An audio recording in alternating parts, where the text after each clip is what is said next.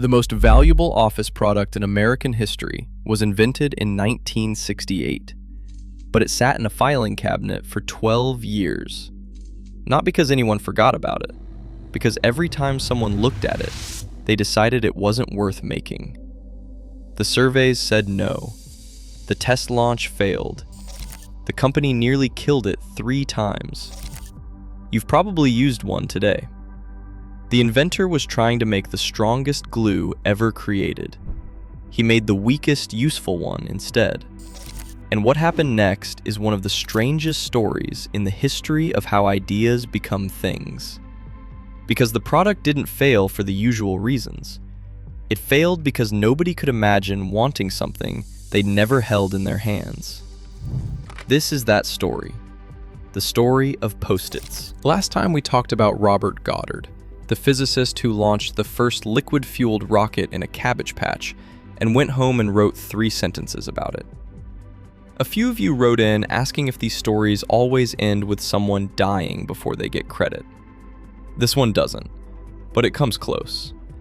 In 1968, a chemist named Spencer Silver was working on a specific problem. 3M, the Minnesota manufacturing company behind sandpaper, tape, and about 50 other things you've used this week, was researching stronger industrial adhesives. Silver set to work. What came out of his lab was almost cosmically wrong for the brief. The adhesive Silver produced was weak. Not slightly weak, fundamentally, structurally weak. It stuck to surfaces but peeled off cleanly, left no residue. Could be applied, removed, and applied again. The molecules formed tiny spheres, microspheres, that made only light contact with whatever surface they touched. Just enough to hold, not enough to bond. By every measure he'd been given, it was a failure. I think about that moment a lot, because Silver had a choice that most people wouldn't even recognize as a choice. He could bin it, log it as a dead end, move on, and no one would have blamed him. That's what happens to most failed experiments. Instead, he got curious about the thing he'd made by accident. He filed a patent. He kept the sample. And then he started talking. For the next several years, Spencer Silver did something that takes a very specific kind of person. He presented his accidental discovery at internal 3M seminars, trying to find colleagues who might see a use for it. Usually, he got polite curiosity and no clear application. Colleagues gave his creation a nickname, his solution without a problem. He started calling himself Mr. Persistent. He was not saying this proudly. The only concrete idea that surfaced was a reusable bulletin board. Coat a surface with Silver's adhesive, stick papers to it without pushpins. It was fine. It wasn't interesting. The bulletin board concept was quietly shelved alongside the adhesive, and Spencer Silver kept showing up to work every day, knowing that somewhere in his filing cabinet was something genuinely new that nobody wanted. That's where the story should have ended. It nearly did. Then a Sunday sermon saved it. Art Fry sang in his church choir in St. Paul, Minnesota. Every week, the same small problem. He'd tuck scraps of paper into his hymnal to mark the songs for that service. Every week, the bookmarks would slip out at exactly the wrong moment. Mid-song, mid-service, in front of everyone. It was a tiny irritation. The kind most people register for half a second and forget. Fry had attended one of Silver's seminars a few years earlier. He hadn't thought much of it at the time. But sitting through a particularly slow Sunday service, something connected. An adhesive that held without bonding permanently. That would keep a bookmark exactly where you placed it and release from the page cleanly when you were done. He said later it felt like a flash of insight. I believe him. The annoying part about those moments is that you usually can't explain why you didn't see it before. Fry went back to Silver, got a sample, went home and coated a strip of paper. It worked exactly the way he'd imagined. What happened next should have been the easy part. A working prototype, an obvious application, a company with the manufacturing capability to produce it at scale. Straightforward, right? It was not straightforward. Fry brought the idea to 3M's product development process. The company ran standard evaluation, consumer surveys, focus groups, the usual machinery for deciding whether something was worth making. The results came back weak. People already had notepads. They already had tape. When asked whether they'd pay for something that combined the two at lower strength than either, most survey respondents weren't interested. Here's what makes this part of the story genuinely maddening. They were answering honestly. The problem wasn't the respondents. The problem was that you cannot understand a Post-it note from a description. You cannot imagine wanting one until you've held it, used it, and stuck it to something. The entire value of the product lives in the physical experience of using it. And 3M's evaluation process, perfectly rational, perfectly standard, was built around asking people whether they wanted things they had never touched.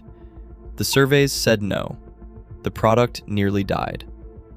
A 3M manager named Jeff Nicholson understood what the surveys couldn't capture. So did Fry's boss, Bob Melenda.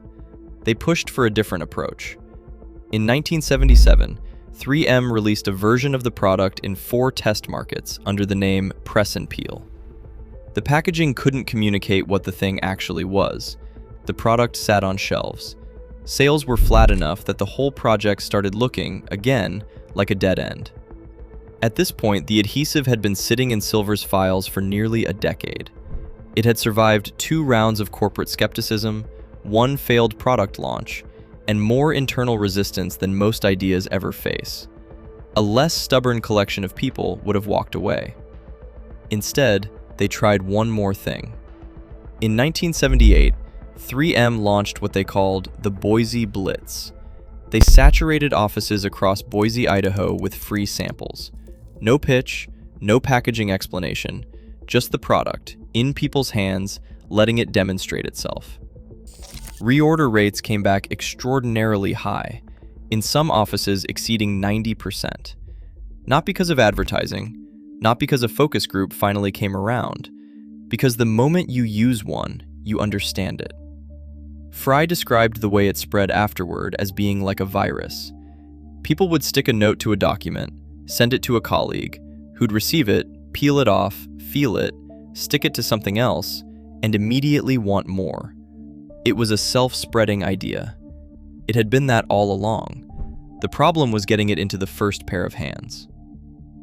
3M launched Post-it notes nationwide in 1980. Within a year, one of the company's top-selling products. Within a decade, one of the best-selling office products in American history.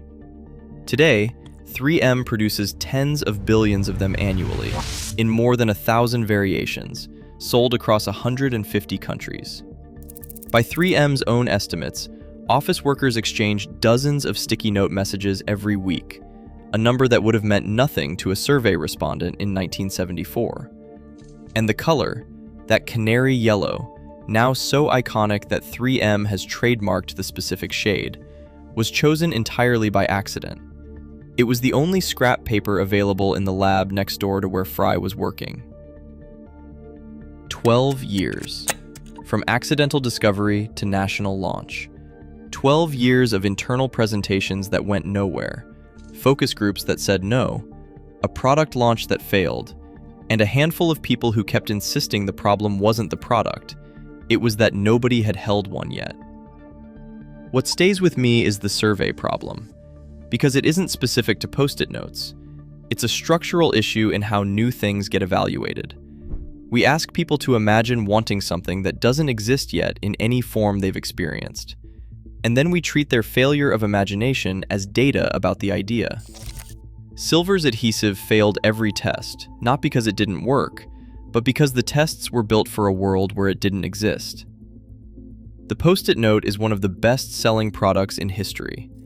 12 years of rational evaluation said people didn't want it. Nobody noticed until they held one. Next time, in 1928, a Scottish doctor came back from vacation to a ruined experiment. A petri dish left open on his workbench had been contaminated with mold, He was about to throw it out.